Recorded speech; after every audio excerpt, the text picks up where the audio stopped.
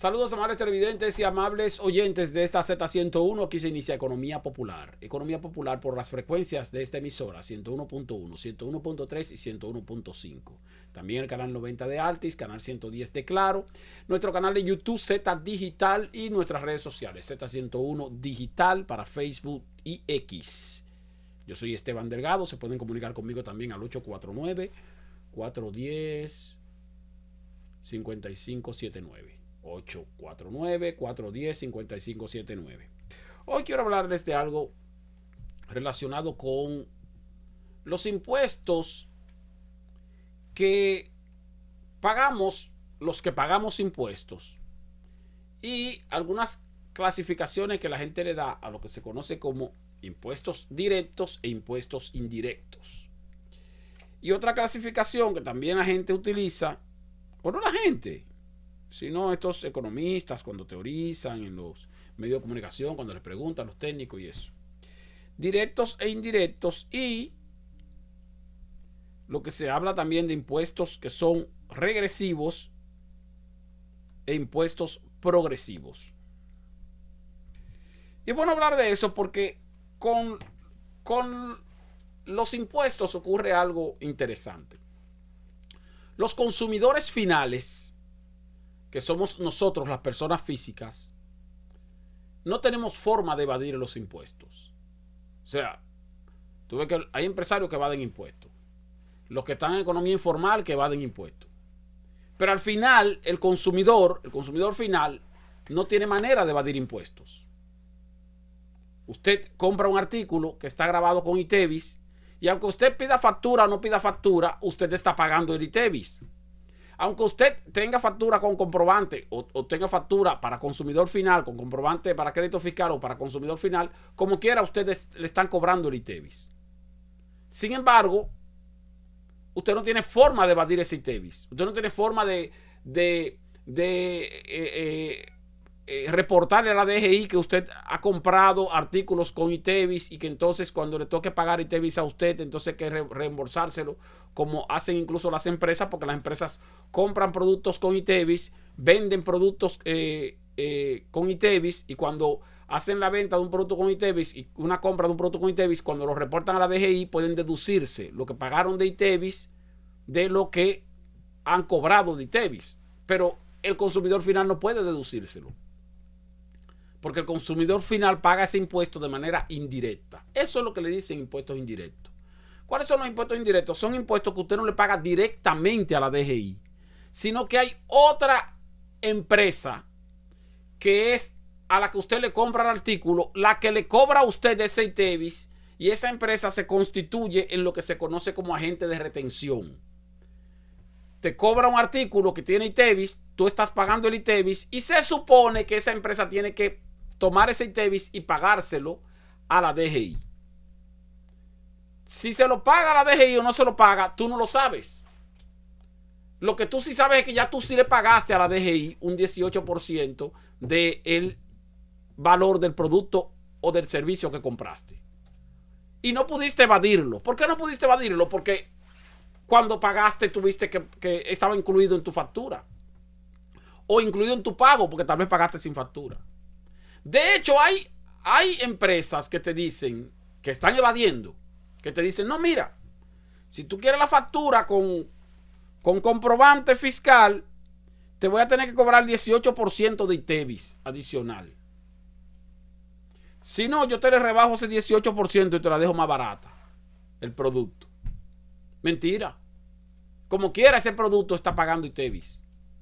Y aunque usted no se lo cobren y que le van a rebajar el 18%, como quiera que sea, usted está pagando ese 18% en el artículo que usted está comprando.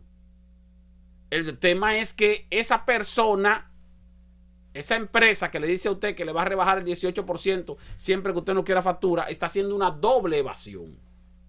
Le está robando a usted y le está robando al Estado. ¿Por qué le está robando a usted? Porque le está cobrando el ITEVIS a pesar de que le dice que no se lo está cobrando. Y le está robando al Estado porque el ITEVIS que le está cobrando a usted entonces no se lo reporta al Estado. Entonces es como si fuera un doble robo. Cuando la empresa evade el ITEVIS, se está haciendo un doble robo. Le está tomando dinero al consumidor y le está tomando dinero al Estado, porque está dejándole de pagar al Estado. Pero eso usted no lo sabe. Lo que usted sí sabe es que usted tuvo que pagar su impuesto. Es decir, los consumidores finales no podemos evadir impuestos indirectos.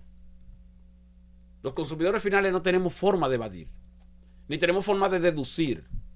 Hay una ley que tú puedes deducir de los impuestos que tú pagas una parte de los gastos escolares, pero eso es, primero, es un trámite complicado. Segundo, tienes que declararte persona física, lo cual entonces te compromete con impuesto interno para toda la vida. Y tercero, la deducción no es que es una cosa, una fortuna, no es que no es un monto grande, sino que es una parte. Y eso es lo único que existe como posible deducción de parte de una persona física como consumidor final. No podemos evadir el impuesto sobre la renta. Los que tenemos un salario por encima de los 35.586 pesos mensuales, a partir de ese salario, usted paga impuestos sobre la renta. Pero usted no tiene forma de evadir eso, ni tiene forma de deducirlo. Quiere decir que el impuesto sobre la renta que cobra la DGI con mayor seguridad y sin niveles de evasión es el que le cobra a los trabajadores formales, independientes, que somos personas físicas. Trabajadores formales. Sin embargo, la empresa que tiene gastos y que tiene algún otro tipo de operación puede deducirse parte del impuesto sobre la renta de esos gastos o reportar como gastos, y así entonces no tiene que pagar un impuesto sobre la renta con base en ganancias que muchas veces se disfrazan, porque tú puedes decir, no, pasa que esto no fue ganancia porque esto es, yo tengo una deuda, yo tengo que pagar tengo tales costos, y entonces le cargas costo o gasto a tus operaciones de forma tal que lo que tenga que reportar como ganancia sea menor. Y así pagas menos de impuestos sobre la renta. Pero mentira, como quiera tuviste un buen nivel de ganancia. Incluso aquí hay empresas que reportan pérdida todos los años. Entonces, ¿y cómo que reporta pérdida todos los años y está funcionando todos los años y opera todos los años? Ah, no, es que está reportando pérdida, o que está reportando que tuvo gastos que no le permitieron obtener grandes ganancias para poder entonces justificar así que no puede pagar impuestos sobre la renta más que el 25% de lo poquito que se ganó, o si no ganó nada, no pudo pagar impuestos sobre la renta. Pero sin embargo, esa empresa sí obtuvo ganancia, lo que está haciendo es evadiendo o eludiendo el pago del impuesto sobre la renta, lo cual no puede hacer usted. ¿Por qué usted no puede hacerlo? Porque usted se lo retienen de manera directa y automática en la empresa donde usted trabaja. Su empresa donde usted trabaja, si usted gana más de 35.586 pesos mensuales, su empresa donde usted trabaja le retiene el impuesto sobre la renta que usted le está pagando al fisco. Por lo tanto, usted no tiene forma de evadirlo eso. Automático, cuando usted cobra su salario, ahí aparece el descuento del impuesto sobre la renta. Ya usted le pagó al fisco. Las personas físicas, como consumidores finales, no tenemos forma de evadir los impuestos que pagamos. Los que evaden impuestos son los poderosos o los más grandes. Los pequeños, o mejor dicho, no los pequeños, los consumidores finales, no podemos evadir y siempre tenemos que pagar los impuestos. ¿Y dónde pagamos impuestos? En prácticamente todas las acciones de compra de bienes y servicios que nosotros hacemos. Algunos ejemplos, bueno, pudieran ser algunos ejemplos. Usted paga su factura de telecomunicaciones. Ya sea que usted tiene un plan con factura, o usted tiene un plan, un paquetico, que usted compra un paquetico, una tarjeta, una recarga, así o qué. Todo lo que usted consume en telecomunicaciones tiene un 30% que es impuestos. 18% de ITEVIS, 10% de impuesto selectivo al consumo y 2% de impuesto al desarrollo de las telecomunicaciones. 30%. O sea, cuando usted compra un paquetito de 100 pesos, una recarga de 100 pesos, usted está recibiendo 70 pesos de servicio. Y los otros 30 pesos deben ir a la DGI, al Estado. O sea, usted compra un servicio de telecomunicaciones de 100 pesos y usted está comprando 70 pesos de servicio. Y está pagándole al Estado 30 pesos de impuestos. De impuestos, exactamente. 30%. O cuando usted va a un restaurante, que usted entonces compra y cuando le llevan la cuenta, usted le ponen un 18% de ITEVIS sobre el consumo y un 10% que es de el servicio de camarero, de la propina. Bueno, ese 10% de propina, con ese 10% se supone que se quedan los empleados del restaurante o del bar o de lo que sea. Pero el otro 18% usted solo está pagando al fisco, al Estado, y usted no tiene forma de evadirlo. Usted lo está pagando ahí mismo. El que posiblemente lo evada sea el dueño del restaurante o el dueño del bar, que entonces tal vez no le reporta eso a la DGII. Pero usted no tiene forma de evadirlo. Y les voy a poner otros ejemplos que tienen que ver con nuestra condición de consumidor final y nuestra imposibilidad de evadir o de deducir los impuestos que pagamos, y sin embargo, aún así, no llega todo ese dinero a el fisco porque se queda en el camino. Y se queda en el camino porque hay algunos que lo evaden, hay algunos entonces que buscan la manera de eludirlo y de no hacerlo llegar a la autoridad tributaria. Volvemos en breve. Economía Popular Z101. Gracias por continuar con nosotros en Economía Popular por esta Z101, canal 90 de Altis, canal 110 de Claro. Les decía que como consumidores finales nosotros no tenemos forma de evadir. Entonces, ¿cómo pagamos nuestros impuestos? Se los pagamos a la empresa a la que le compramos el bien o el servicio. Cuando digo el bien me refiero al producto, porque hay productos que pagan, que tienen ITEVIS y que tienen impuestos selectivos al consumo, y hay servicios que tienen impuestos selectivos al consumo. Por ejemplo, las telecomunicaciones es un servicio, pero usted paga por ese servicio. Sin embargo, usted va y compra un electrodoméstico, una estufa, y usted está comprando un artículo, un bien, pero también paga ITEVIS por ese bien. Entonces, por eso se habla de bienes y servicios. Bienes y servicios que están grabados. Hay bienes y servicios que no están grabados.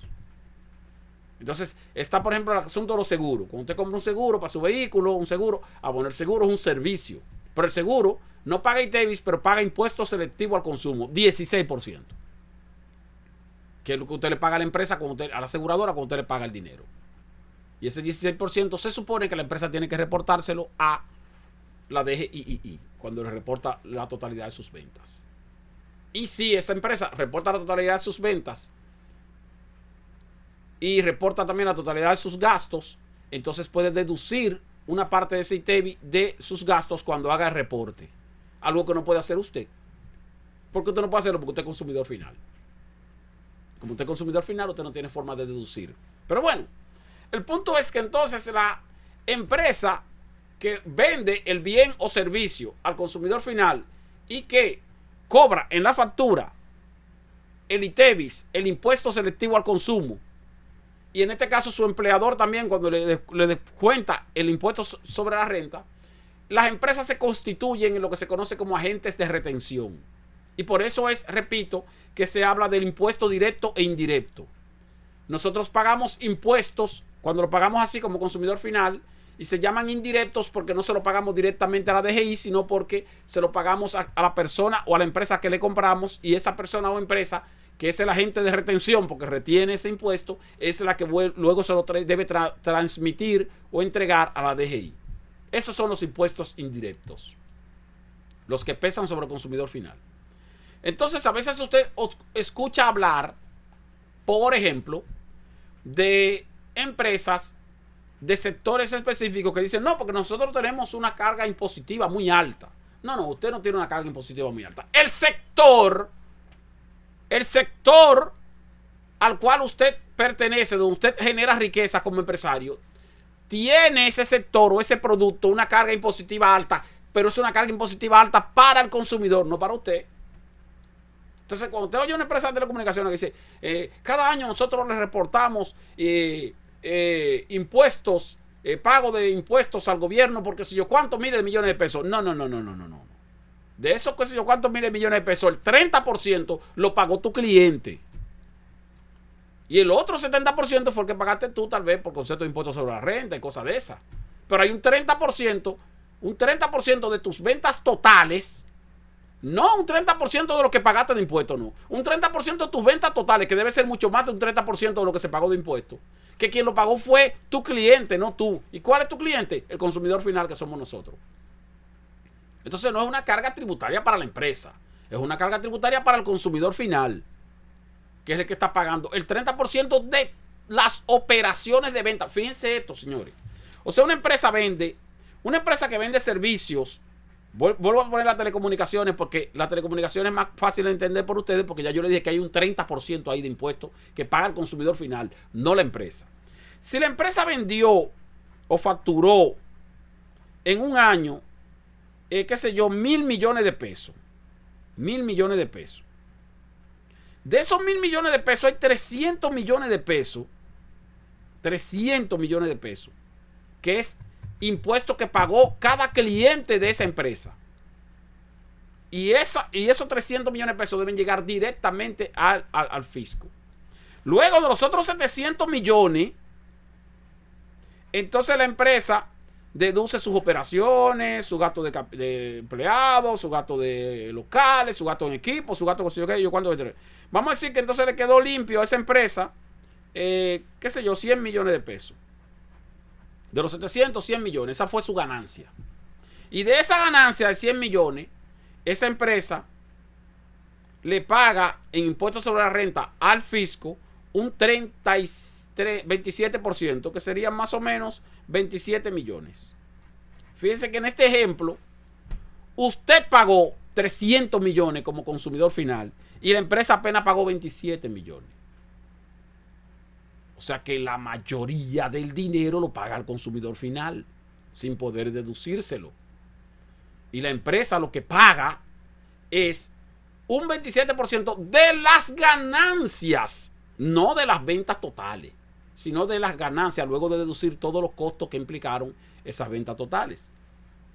En el caso de el impuesto indirecto, repito, que es ITEVIS, selectivo y cualquier otro que exista en esa forma, no es un 30% de las ganancias, es un 30% del total de las ventas. O sea que los ingresos del Estado a través del ITEVIS deberían ser muchísimo más, en una cantidad muchísimo mayor. Pero se tiene un estimado de que el 45% del ITEVIS se evade. Imagínense ustedes. ¿Y quién lo evade ese 45%? ¿Quién lo evade? Las empresas. Las empresas son las que lo evaden, no es el consumidor final. El consumidor final lo paga. Entonces, como son las empresas, lo que tiene que hacer la autoridad, en este caso el fisco, la DGII, la Dirección de Aduana, pero más la DGII, porque la mayoría de impuestos de ITEVIS y de selectivos se cobran a nivel interno, no tanto en comercio exterior, aunque una parte sí, son las que deben luchar para localizar esa evasión. Y esa evasión está en la formalidad. O sea, empresas formales que están evadiendo ese 45%. Porque las informales no evaden el ITEVIS hasta cierto punto. No lo evaden. Al final, como quiera, tiene que llegarle al fisco. ¿Por qué? Porque si la informal vende un producto que está grabado con el ITEVIS, esa informal, cuando compró ese producto, pagó el ITEVIS a su suplidor. Porque hay muchas empresas formales que lo que hacen es que le suplen tanto a empresas formales como a empresas informales. Porque fíjense que, le pongo un ejemplo, un colmado puede ser un negocio informal, un colmado en un barrio. ¿Pero qué vende el colmado? Vende productos terminados, productos empacados, y todos esos productos que pagan ITEVIS, entonces se lo está comprando a una empresa formal. Y esa empresa formal se supone que debe reportar ese ITEVIS que le está cobrando a esa empresa informal, que cuando le hace la compra le está pagando el ITEVIS. Y cuando esa empresa informal te vende a ti, también te está cobrando el ITEVIS, solo que no te lo está reportando, pero te lo está cobrando porque tú lo estás pagando como consumidor final. Como consumidor final tú pagas ITEVIS cuando le compras a una empresa formal un artículo grabado o a una empresa informal el artículo grabado. Ahora, el punto está en que si llega o no llega eso a la Dirección de Impuestos Internos. Ese es el asunto. Ahora, ahí está también el ejemplo que le hago de empresas formales que venden, de empresas formales que le venden a informales. Por ejemplo, usted ve a un individuo que está en un semáforo vendiendo limpia parabrisas, lo que nosotros decimos limpia vidrio, pero debería ser limpia parabrisas, pero limpia vidrio. El tipo vende limpiavidrio, pero ese limpiavidrio posiblemente viene de China. Quiere decir que ese limpiavidrio paga impuestos. Y ese limpiavidrio lo fabricó una empresa formal. Lo importó aquí, lo trajo aquí a República Dominicana, a una empresa formal. Y esa empresa formal se lo vendió a un individuo que va a trabajar en la informalidad vendiéndolo en un semáforo. Pero entonces ese limpia parabrisas paga ITEVIS. Entonces la empresa formal que le vendió ese artículo a ese vendedor ambulante le cobró ITEVIS al vendedor ambulante. Ahora posiblemente no lo reportó. Y luego cuando el vendedor ambulante te vende el artículo a ti, como él tiene que ganar dinero, si él lo compró en 100 pesos más el ITEVIS de 18%, quiere decir que él lo compró en 118 pesos, a ti te lo va a vender en 150. Porque tiene que ganarse, vamos a decir, ¿verdad? 30 pesos más o menos, o quizás más, quizás menos.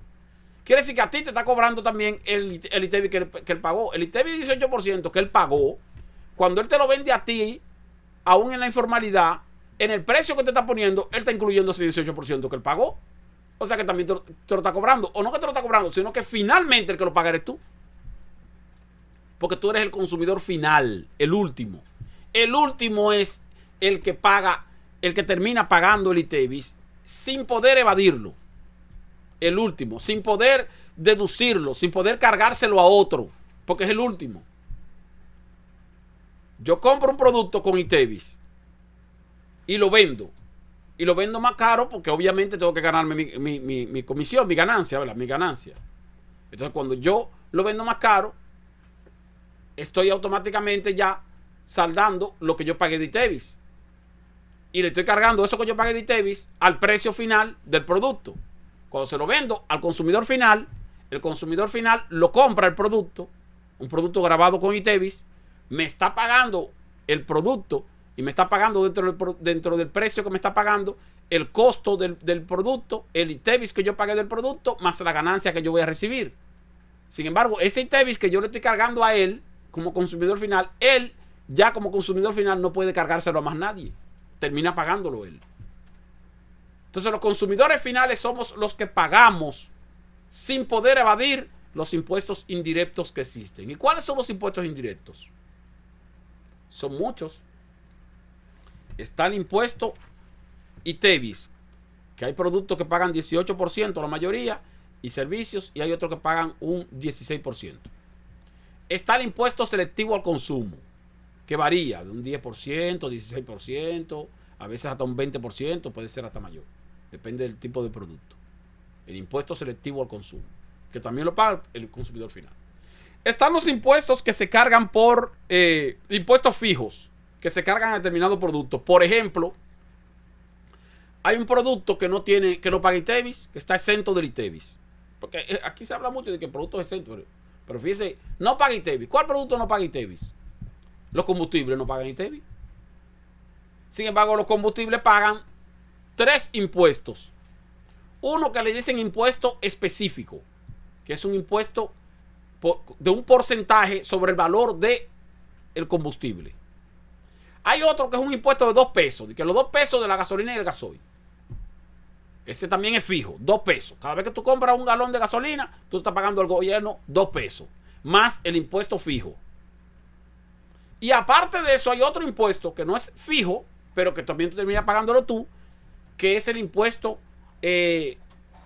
ad valorem, que es un porcentaje del valor del combustible importado, y ese porcentaje también se le cobra al consumidor final. Entonces cuando tú compras combustible, tú pagas 3 impuestos distintos, 3, y sin embargo no tiene ITEVIS. Es peor que el ITEVIS, porque entonces se paga más que el ITEVIS en impuestos. Al final cuando tú lo sumas te da como un 30% o un 40%, dependiendo del tipo de combustible. El selectivo, el específico, el de 2 pesos y el ad valorem. O la bebida alcohólica. La bebida alcohólica paga más todavía. Porque la bebida alcohólica paga, cuando usted compra una bebida alcohólica, ron, cerveza, lo que sea, usted paga 18% de ITEVIS. Paga un selectivo, que creo que es un 10%.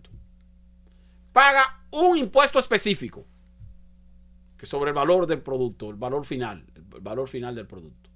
Y paga un porcentaje del grado de alcohol. O sea, la bebida alcohólica tiene 4 impuestos.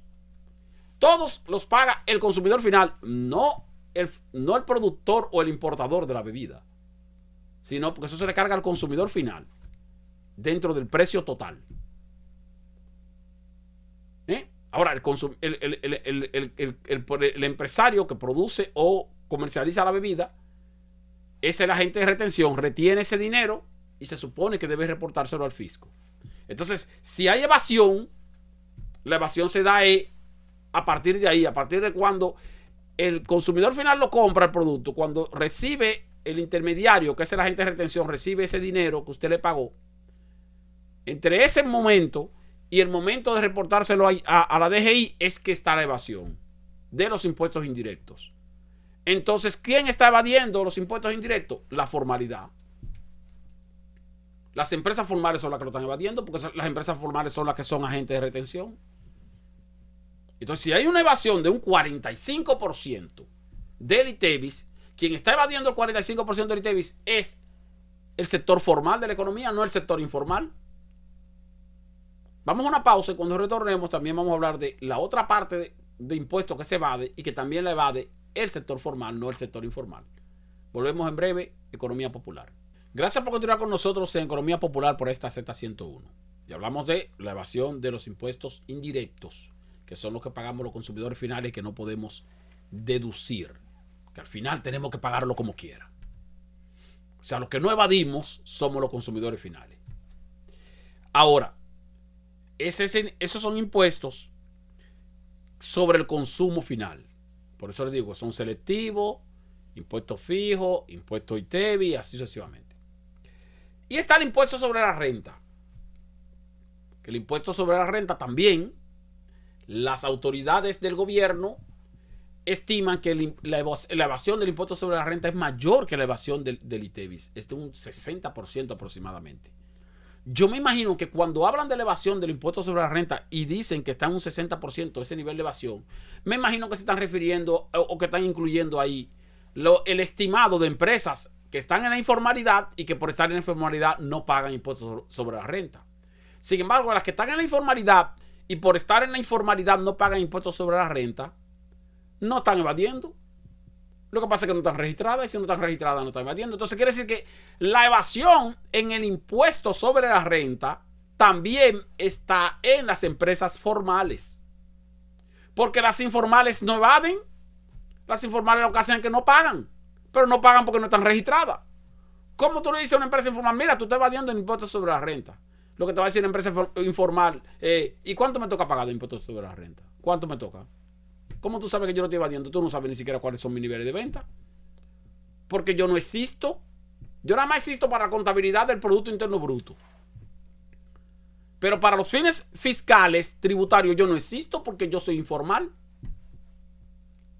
Entonces, por eso también cuando se habla de la reforma tributaria, hay muchos analistas que están planteando es que tenemos que reducir la informalidad, es decir, aumentar la formalización de las empresas. Y para eso hay que darle algún tipo de motivo a las empresas que están en informalidad para que se sientan atraídas a formalizarse. Más allá del crecimiento, porque yo he dicho aquí muchas veces que las empresas que están en informalidad están condenadas a ser siempre pequeñas o micro o pequeñas. No pueden crecer porque para crecer llega el momento en que tienes que formalizarte. Para que una empresa micro llegue a ser pequeña y luego mediana, tiene que formalizarse. Para que una empresa pequeña llegue a ser mediana, tiene que formalizarse. ¿Por qué? Porque ya el tamaño va a implicar que tienes que hacer negociaciones directas y con capacidad de deducción de tus operaciones con empresas formales. Y entonces al tener que hacer relación directa con empresas formales, incluyendo el propio Estado, tienes que estar formalizado. Si no, no vas a crecer. Te vas a quedar chiquito. Aunque en ese mundo de los chiquitos se mueve mucho dinero. Porque hay muchos de esos chiquitos que estando en la informalidad mueven muchísimo más dinero de lo que moverían si estuvieran en condición de medianas. Oiga bien, aquí hay empresas pequeñas en informalidad que manejan mucho más dinero de lo que manejan empresas medianas del mismo sector en la formalidad. ¿Y por qué? Ah, bueno, le pongo un ejemplo, que eso también se pone de ejemplo. Tú tienes una empresa, ¿verdad? Vamos a decir, una agencia de cambio. Voy a poner una agencia de cambio porque conozco un poquito ese negocio. Tú tienes una agencia de cambio registrada y está debidamente regulada por no solo por la DGI, sino por la Superintendencia de Bancos. La autoridad monetaria regula a las agencias de cambio. Entonces tú tienes una agencia de cambio, una zona, qué sé yo, una zona donde se mueve mucho dinero, una zona turística o algo por el estilo, lo que sea. O aquí mismo en la capital. Pero ¿qué resulta? Que entonces tú pagas todos tus impuestos. Y cuando tú vas a recibir dólares de alguien que quiere comprar dólares o venderte dólares, tú tienes que pedirle todos los datos. ¿Cuál es su número de cédula? Por el asunto de la ley de lavado de activos. Número de cédula, número de dónde viene ese dinero, de la comprobación del dinero, que cuánto, lo cual ahuyenta a los clientes, porque hay clientes que dicen, no, que yo no quiero estar dando detalles de dónde yo saco mi dinero, ni quiero dar detalles de que dando mi cédula, ni mis datos personales. ¿Qué hace ese cliente? Que se va entonces a la agente de cambio, que está también en el mismo barrio, en el mismo sector, pero que está en informalidad. Y a ese entonces el cliente llega y dice, ¿cuánto te quiere? No, $300, 300 dólares, $1,000, $3,000, $50,000. Ah, $50,000. Pásalo. Lo revisan, tenga su cuarto. Sin preguntarle su nombre, ni nada. Entonces, este individuo que está como agente de cambio en la informalidad, transa más dinero que el que transa el que está en la formalidad. Y están en el mismo sector. Y posiblemente la empresa que está en la formalidad es más grande, pero maneja menos dinero, transa menos dinero, gana menos dinero. Y la que está en la informalidad gana más. Con la desventaja de que cuando el fisco quiere perseguir a los evasores, a donde va es a donde está esa empresa formal que está ganando menos dinero porque tiene competencia desleal de la informal. Y entonces cuando el que está formal le dice, sí, pero vayan miren, yo tengo aquí, ahí hay una empresa, un agente de cambio informal. Aquí en esa esquina también hay otro. Aquí en esa esquina también hay otro. Vayan a donde ellos. Ah, no, nosotros no tenemos autoridad para eso. Nosotros lo que tenemos es la autoridad para venir a donde el que está formal para fiscalizarlo. Entonces, fiscalizan al que está formal e ignoran al que está informal. ¿Y cómo es eso? Así entonces no hay, como dice mi amigo Jailon Severino, no hay toro que llegue a buey. O sea, ¿cómo vamos entonces a poder mejorar o aumentar la formalidad si no atacamos la informalidad? Porque aquel que está en la formalidad, en un sector específico, en una zona del país específica, debe tener por lo menos la protección, la solidaridad del cuidado de aquel que lo regula, lo fiscaliza y le cobra impuestos, de que aquel que lo regula, lo fiscaliza y le cobra impuestos, va a estar pendiente de que nadie le haga competencia desleal. ¿Cómo? Persiguiendo entonces al que está de manera informal o de manera ilegal. O estamos todos legales, formales, o estamos todos informales. Entonces, para no estar todos informales, yo que estoy formal y que estoy legal y que pago mis impuestos, necesito que el Estado me proteja, que el Estado me cuide, que el Estado me devuelva, aunque sea con la protección, me devuelva parte de los impuestos que yo le pago. Entonces, ¿cuál es la motivación que yo tengo para formalizarme? Si estando en la informalidad puedo hacer más negocio, ganar más dinero y encima de eso nadie me va a perseguir. ¿Por qué? Porque yo no existo. Porque para el fisco yo no existo. Porque para el órgano regulador yo no existo. Y el órgano regulador cuando sale a fiscalizar, va a fiscalizar a los que estamos registrados, a los que estamos formales, a los que pagamos impuestos. Y a los que no están registrados, que están informal, que no pagan impuestos, nadie los fiscaliza. Pero no solo que nadie los fiscaliza, sino que tampoco nadie los persigue. Nadie los identifica para decir, ahora recientemente hicieron una encuesta, el Banco Central y el Ministerio de Industria y Comercio. Una encuesta para determinar cuántas empresas informales hay aquí. Una encuesta de micro y pequeña empresa.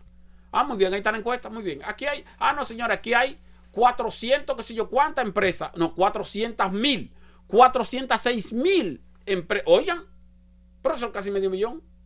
Micro y pequeñas empresas, de las cuales, 470,000 micro y pequeñas empresas. De las cuales 405,000 o 406,000, es decir, el 85% están informales. O sea, las autoridades entonces saben cuáles son las empresas que están informales. Las micro vamos a hacernos lo loco, porque las micro puede ser que haya mucho chiripeo, cosas particulares. Pero las que no son micro son de que pequeñas, que están en la informalidad, que son organizaciones que operan como empresas, pero que están en la informalidad. Esas deben ser identificadas no solo para una encuesta, debe ser identificada también para las autoridades, para ir detrás de ella y decirle, mire, pero en un momento usted está operando de manera informal y usted no puede operar de manera informal. ¿Qué hago? Entonces cierro el negocio. Bueno, no le vamos a cerrar el negocio si usted se formaliza. Pero si no se formaliza, vamos a tener que cerrar el negocio. Aunque usted genere empleo, aunque usted genere... bueno, pero tiene que estar formalizado. Porque entonces si no, nunca vamos a llegar a aumentar la formalidad y a entonces aumentar los recursos y a evitar que se escape ahí un dinero que no debería escaparse, que no es evasión. Repito, ¿por qué no es evasión? Porque ni siquiera existen, ni siquiera la persiguen, ni siquiera la supervisan, ni siquiera la fiscalizan. Al final el que está evadiendo es el que está registrado. El que no está registrando lo que está haciendo es, vamos a decir, eludiendo. No, yo no pago impuestos, pero yo no pago impuestos porque no tengo que pagar impuestos. ¿Y por qué yo no tengo que pagar impuestos? Bueno, pues yo no estoy formalizado. Entonces yo no tengo que pagar impuestos. Yo estoy diciendo esto y esto, señores, esto es un asunto hasta absurdo. Absurdo, contradictorio. Pues tú dices, pero ¿cómo puede ser posible? Entonces así no se avanza. Y por eso ustedes ven las empresas formales que viven quejándose, pero las que se quejan son las que pagan sus impuestos. Las empresas formales o los empresarios formales que pagan sus impuestos, que son serios, que no están evadiendo y que no quieren evadir, son los que se quejan y dicen, pero que yo necesito que el Estado me ayude. No es que me rebaje los impuestos. No, yo lo que quiero es que el Estado me ayude evitando que mi competencia en la informalidad me lleve a los clientes. Que mi competencia en la informalidad entonces me esté desplazando. Mi competencia en la informalidad debe ser enfrentada, debe ser eliminada. Pero ¿quién tiene que eliminarla o enfrentarla o regularla? El Estado. No soy yo, porque yo no puedo salir. Mira, tú tienes una empresa igual que la mía. Yo estoy formal y tú estás informal. Y tú no puedes estar aquí informal, porque si no, entonces lo vamos a entrar a tiro. No. Eso quien tiene que hacerlo es el Estado. Y no lo hace.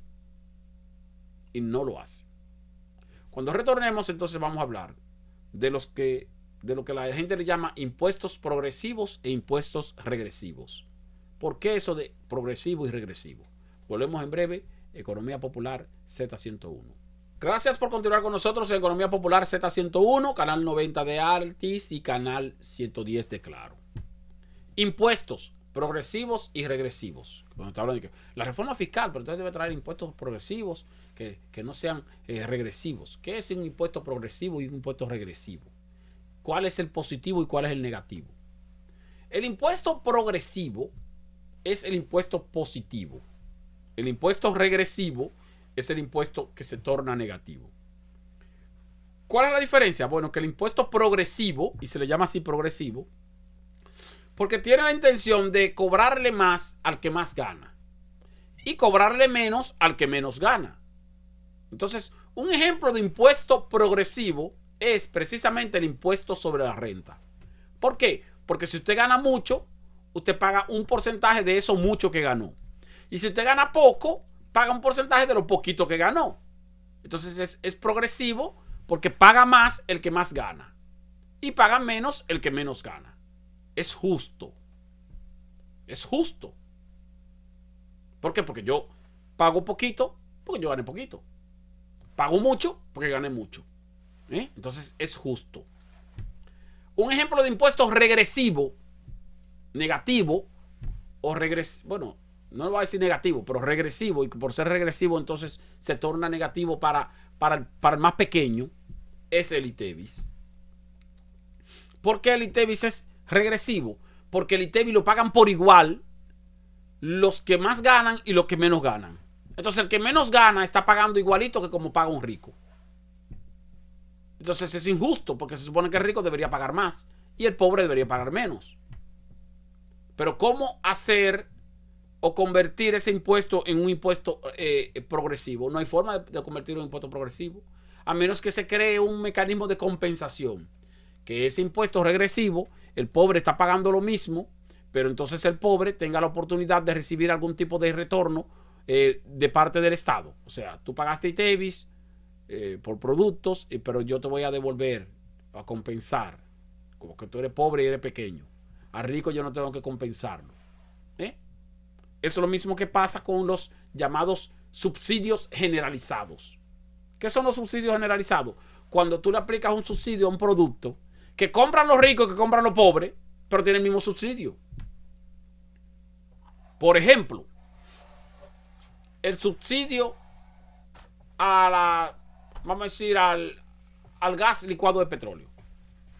Por poner un ejemplo, subsidio al gas licuado de petróleo. El gas licuado de petróleo tiene un subsidio del gobierno y por eso lo venden más barato. O el subsidio a los combustibles, no voy a decir al gas licuado de petróleo. El subsidio a los combustibles, el gobierno dice, bueno, mira, yo voy a invertir, a destinar o a sacrificar, qué sé yo, 15 mil millones de pesos este año para mantener los precios de los combustibles congelados. Si el precio del combustible sube, yo como quiera lo voy a dejar congelado. Entonces estoy subsidiando el combustible, ¿verdad? Pero ¿qué pasa? Que cuando el pobre va y compra un galón de gasolina, está recibiendo el subsidio para que la gasolina no le cueste más de 290 pesos. Pero el millonario, el multimillonario, va y compra el mismo galón de gasolina y le cuesta 290 pesos. Quiere decir que también está recibiendo el subsidio. Entonces ese es un subsidio generalizado. Y por ser un subsidio generalizado, se torna regresivo. ¿Por qué regresivo? Bueno, porque está beneficiando por igual a los pobres y a los ricos. Al que necesita el subsidio lo está beneficiando, pero al que no lo necesita también lo está subsidiando. Entonces así es injusto. Ahora te me dirás, ¿y por qué no lo focalizan el subsidio? Focalizarlo es, bueno, vamos a darle subsidio a los pobres, subsidio a los combustibles para los pobres, y a los ricos no le vamos a poner subsidio, sino que lo compran más. Porque es difícil. La focalización de los subsidios es sumamente difícil, complicada. Por eso muchas veces los gobiernos tienden a mejor generalizar el subsidio. Beneficio a los ricos está bien, pero por lo menos voy a beneficiar a los pobres. Pero no me voy a complicar en cuanto a la distribución, a quién beneficio y a quién no beneficio, porque en ese proceso hay mucho dislocamiento y mucho desvío y mucho de corrupción. Verbigracia, por ejemplo, ¿cuáles son subsidios focalizados? En teoría, los subsidios sociales del gobierno. ¿Cuáles son los subsidios sociales? La tarjeta Supérate, tarjeta, el asunto de tarjeta de que bono luz, bono madre, bono gas. Esos son de que subsidios focalizados porque se supone que nada más van a los pobres. Pero como son focalizados y hay que llevarlo específicamente a determinados sectores sociales, que son la clase pobre, ¿quién hace esa distribución? ¿Cómo la hace? Entonces ahí hay muchísimo escape, muchísima corrupción y muchísimo robo. Ahora mismo aquí se está robando muchísimo dinero en cuanto a la distribución de los subsidios sociales. Tanto a nivel micro, entre los intermediarios para hacer esas distribuciones, como a nivel macro, entre los funcionarios para las adjudicaciones y todo eso. Pero eso es siempre, no es en este gobierno, sino que en todos los gobiernos, la focalización de subsidios sociales tiene mucho espacio para desvíos. Entonces tú tendrías que tener una fiscalización permanente y estricta y brutal para tú poder evitar que haya ese tipo de desvío, y como quiera se producen. Porque son difíciles. La aplicación del subsidio focalizado es difícil. Por eso se hacen subsidios generalizados. Entonces, bueno, es menos difícil, aunque sea menos justo, porque tú estás beneficiando por igual a ricos y a pobres. Y pasa así entonces, como repito, con los llamados impuestos progresivos y regresivos. Lo ideal es que la reforma fiscal que se va a aprobar ahora sea una reforma fiscal progresiva. ¿Qué es progresiva? Que esté diseñada para cobrarle más a los que más ganan y cobrarle menos a los que menos ganan. Si la hacemos regresiva es cobrarle por igual a los que más ganan y a los que menos ganan, y eso sería injusto. Porque tú tienes, por ejemplo, yo repito otra vez, las telecomunicaciones, por ejemplo, que pagan ITEVIS y pagan selectivo. Pero entonces, el pobre no tiene descuento. El pobre cuando va y compra un paquetico de 100 pesos, tiene que pagar como quiera el mismo 30%. El mismo porcentaje de ITEVIS y el mismo porcentaje de selectivo. Y el rico que tal vez paga, puede pagar un servicio más amplio, sé yo cuánto, pero también está pagando el mismo 30%. Cuando debería ser, 0 para el pobre y 30% para el rico. En teoría. Pero no se puede hacer así cuando se trata de un impuesto regresivo como el ITEVIS o como el selectivo al consumo. Que al final, repito, termina pagándolo sin poder evadirlo, sin poder deducirlo, sin poder compensarlo, termina pagándolo completo el consumidor final. Principalmente el consumidor final de clase media y de clase baja. Porque el consumidor final de clase alta posiblemente también tenga los mecanismos, porque tal vez tiene una empresa y eso, con los mecanismos, pues te pone aquí, reporta aquí algunas compras que hizo para el supermercado, para su casa, pero bueno, se lo reporta a la empresa, se lo carga a la empresa. Y ustedes se dan cuenta, usted va al supermercado que te dicen, no, ¿quieres su factura con comprobante o sin comprobante? Todas se supone que tienen comprobante. El problema es que hay unas que tienen comprobante para crédito fiscal, que es la que usted pide para usted reportarle impuestos internos que usted hizo ese consumo, y hay otra que tiene comprobante pero sin crédito fiscal. Una buena forma de reducir la evasión es estableciendo que todas las facturas tengan comprobante para crédito fiscal. Ahora, ¿cómo usted hace eso como impuesto interno? Para usted hacer eso, usted tiene que motivar a los consumidores finales, que no podemos deducir nada de ese impuesto, a que esos consumidores finales se sientan motivados a pedir la factura con comprobante fiscal. ¿Pero a cambio de qué? A cambio de que usted le devuelva una parte. Suponga usted que el gobierno diga, bueno, mira, a todo el que me traiga, que me reporte factura con comprobante fiscal, con crédito fiscal, de todo lo que compra, si pagó 18% de ITEVI, yo le voy a devolver 2 puntos de ese 18. Es decir, que va a terminar pagando 16. O si pagó 18%, le voy a devolver 4 puntos de ese 18. Va a terminar pagando un 14. Pero tiene que reportármelo para yo saber a quién tú le compraste y cuánto le compraste. Al hacerlo así, entonces todas las empresas todos los consumidores finales reportarían todas sus compras. Las reportan, qué sé yo. Acabo de comprar algo, puede ser con un software o algo, una promoción que haga impuesto interno. Así, aquí está mi factura, monto, si okay, déjame hacer una captura con el celular, y mandársela a asterisco, qué sé yo cuánto, asterisco DGI, y se la mando a la DGI. Ya la DGI la recibió. Yo estoy registrado con mi número de cédula, ya cuando yo al final de año vaya a la DGI y le digo, mira, al final de año a la DGI yo le digo, mira, yo te mandé toda la factura de todo lo que yo compré. Y de todo lo que yo compré, yo pagué ITEVI por, qué sé yo, gasté 180,000 pesos en ITEVI, 180,000 este año completo en ITEVI, pero fue durante el año entero. 180,000 pesos, pagaste de ITEVI, sí, de todo lo que yo compré varias cosas, compré en el supermercado, en la tienda, en la ferretería, de todo lo que yo compré, yo consumí y terminé pagando 180,000 pesos. De ITEVI, sí. Bueno, por esos 180,000 pesos que usted pagó, yo le voy a devolver 4 puntos porcentuales. Si son 180,000, yo le voy a devolver 40,000. Mira, aquí están sus 40,000 pesos. Entonces el consumidor se va a sentir motivado a reportar toda la factura con comprobante. ¿Y qué va a ganar la DGI con eso? Tú me dices, porque entonces la DGI va a perder porque va a devolver 4 puntos de los 18. No, mire que lo que va a ganar. Que la empresa que hoy día está reportando ventas menores a las que realmente está vendiendo, cuando la DGI tenga toda esa base de datos, lo que le va a decir a la empresa, no, espérate, pero tú me estás reportando que tú vendiste 100,000 millones de pesos, pero resulta que yo tengo facturas de todos los consumidores que te compraron a ti por un monto total de 200,000 millones de pesos. Quiere decir entonces que tú no me puedes pagar impuestos con base en 100,000, tú tienes que pagar mi impuesto con base en 200,000. Y toda esa gente de retención que tú tuviste, que fueron 180,000 pesos, no, 180,000 para un solo consumidor. De esos consumidores que te consumieron, que tú le retuviste el ITEVI y tú no me estás reportando esa venta a mí, pero ya yo la tengo reportada.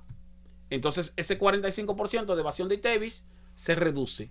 Y al reducirse ese 45% de evasión de ITEVI, aumentan los ingresos de la DGI en una proporción muchísimo mayor a la proporción de devolución de los 4 puntos porcentuales que yo estoy mencionando del 18%. Porque si es una evasión de 45%, quiere decir que de cada 18 pesos se están evadiendo 8. Se están evadiendo 8, sí. Sin embargo, tú lo que estás devolviendo al consumidor 4.